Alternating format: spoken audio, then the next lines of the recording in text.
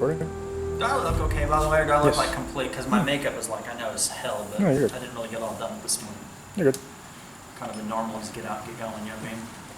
But anyway, all right, so today we're going to talk about why I feel it's important that we study Seizon Jutsu. I'm going to paraphrase a quote from the, what is it called? The Yoshimori Hyakushu, which are the 100 Ninja Poems. The 100 Ninja Poems was written between the 12th and the 16th century. On paper, and I say on paper, it's one of, if not the oldest information written on ninjutsu that we have. If it isn't the oldest, it's definitely one of the oldest. It definitely predates like Bansen Shukai, Ninpaden, Shoninki, that kind of thing, okay?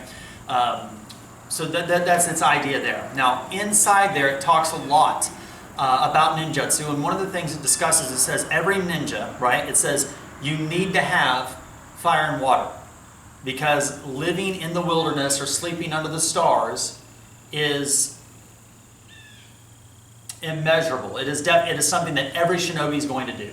You know, and I'm paraphrasing the quote because I don't know it exactly word for word, but this quote basically says you need to have fire and water, and you need to have it with you because every ninja, every shinobi is going to sleep in the woods. So what is it saying? You need to know how to survive. Have fire and water. Yeah, and those are necessary things to live. They're necessary things to live. Now, do you need fire to survive in the wilderness? No, but it's the number one thing that makes things a lot easier. It helps with protection, it helps with cooking food, it helps with keeping warm, it helps to provide for water. I mean, it just gives you so many avenues of survival. That's why you need fire, and you absolutely need water.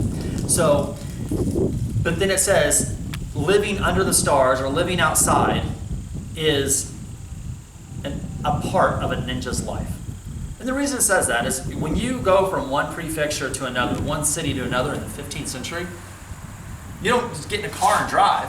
You're trapped and you're a spy, right? If you're a spy, you know, you're not just going to walk on the main road. I mean, I get it, there's Enon and Yonin, right? I get all that. But let's be honest. You're not going to walk down Central Avenue. If you know that you're doing something that you shouldn't be doing in a place that you shouldn't be doing it, and you know if you get caught, your ass is dead, you're not going to just walk down the main road, you know what I mean, blazing saddles. You're going to go down as an inconspicuous way as possible. You're going to walk off the beaten path. Now, once you get to where you're going, of course, you could use a different disguise, whether it's, you know, different kinds of characters, take on a different character, a different persona, be Yonin and all that. That's all well and good. But you do not want to leave a trace. You don't want people to see you walking across everywhere. You're going to have to live in the woods. You're going to have to survive out of nature. And that specific skill is from a historical perspective, why I feel it's so important that we have to study it. Another reason I think that survival skills is so important and why it's such a big thing in Budo Ninjutsu is in the Bansen Shukai, it says, it is folly to see something as unchangeable. Everything is changing and everything's constant in flux. So to look at any skill of ninjutsu and to think that, okay, if I learn this old kata, that'll save my life. If I learn how to do this, that's the way to do it. And don't realize that it needs to change with the times, well then, using Fujibayashi Yositake's terms, you are an ignorant ninja. He even says, ignorant ninja do not understand this. That is the freaking quote. Well, I don't want any of you guys to be ignorant. So we have to take those old concepts and then see if we can apply them to today. That is a fact. Now, do we live in a time to where we all have to live off the land?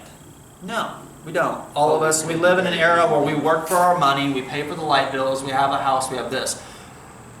However, and I'm not trying to be doomsday here, you know, end of the world, that kind of shit, but we are all on a grid from electricity. If you take electricity from us, we'll need to know these skills. Yes. You catch what I'm saying? Yes, ma'am. We're going to need to know how to create fire. We're going to need to know those things if you take away electricity. And you do not want to live, and this is the Zen today, you do not want to live dependent on anything.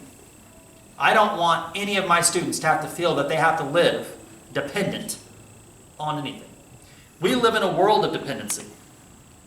You assume that you work 40 hours a week and your boss is going to give you a check. You're dependent on that check. You're dependent, we live dependent on electricity, dependent on our credit number. What's your credit number, right? We're dependent on how much money we have in the bank, right? And how much money depends on how much food we can buy. We are dependent, there are people who are on medication or dependent on medication. We're dependent on other people's necessities or other people's needs or other people's attention. You know, you walk up and you need to talk to someone and you're dependent on that. Very few people are dependent on themselves, which is what we want the student body to do. We want our students to be able to be dependent on themselves, self-reliant. You create everything you need to survive. What you believe is your reality. Your reality is different than your reality, right? We all believe something different. We all live in a different world, and we all create this environment that we are in. And that reality is different for all of us. But either way, you still have to be self-reliant in the reality that you choose to create. So I want my students, if you're studying Budo Ninjutsu, you should be able to, at any time, find food, find water, find shelter, and provide for yourself and the ones you love. If you take away something that is a dependency, you take away money, I can still do those things for my family. Take away electricity, I can still do those things for my family. We want all of the students to be able to do that. We don't want them to be dependent, right?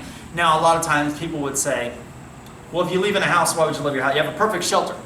Perfect shelter sitting in my home, right? Why would I ever leave there if it was the end of the world? Well, do you know how many people live around me? A lot. Right, so where's the food source? Not around you. Right, so people don't realize that even though, yes, you have a prime shelter, which is your home, if there's no electricity and there's no food, do you die in your shelter? Or do you do what most primitive people or what every civilization done? You move along the trail. You go where the game is. You go where the food is. You're going to have to do that at some point. So being prepared, and I hate the word prepper. I don't like that.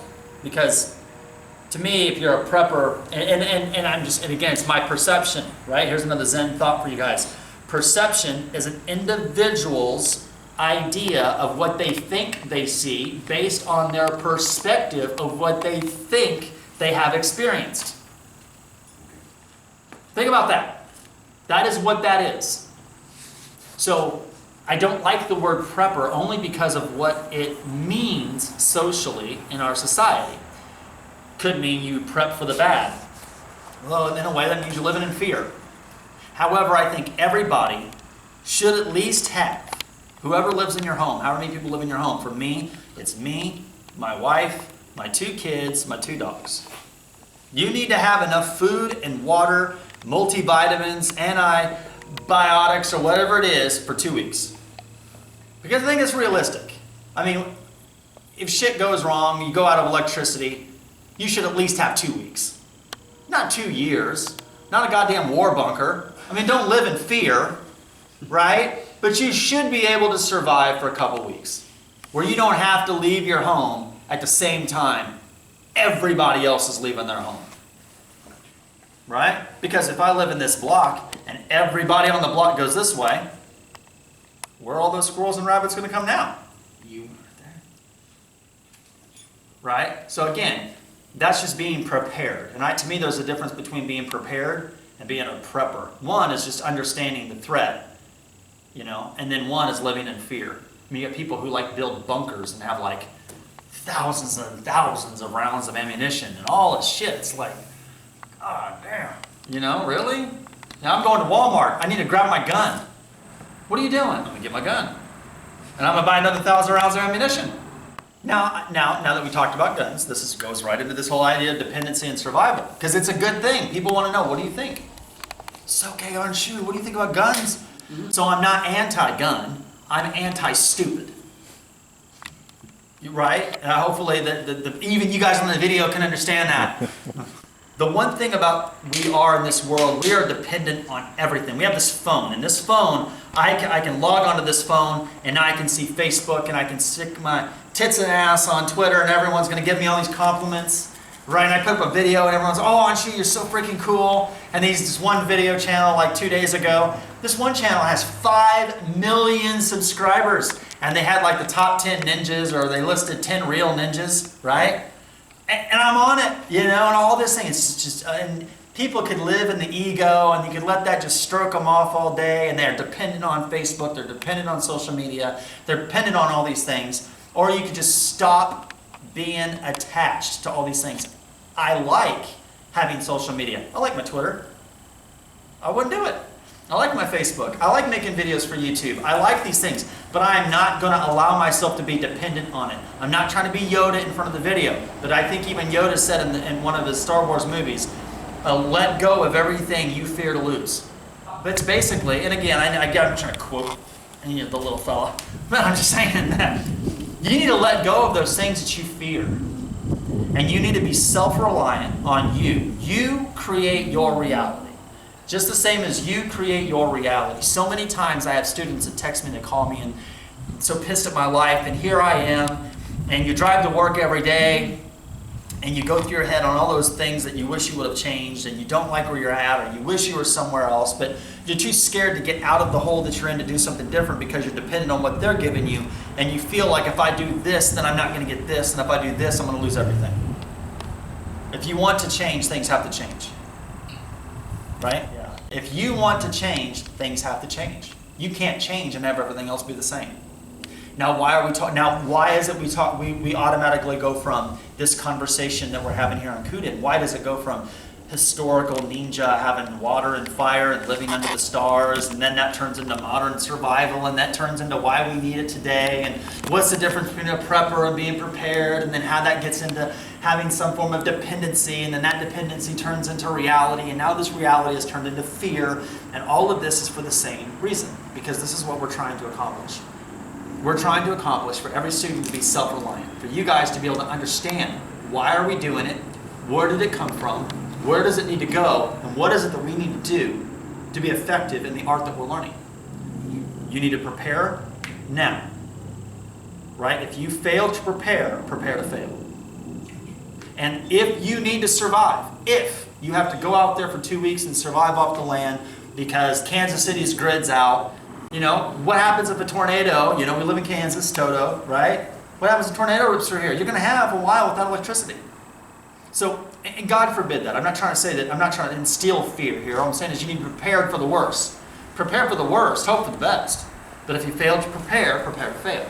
So what I'm saying is, if you need to go do these things, if you have to go find food, you have to create shelter, you need to make fire, you have to boil water, if you have to do this just to survive, that is a change. And people fear change. And when there is change, becomes anxiety. Anxiety becomes fear. Fear becomes paralyzing, and it keeps us from doing what it is that we need to do.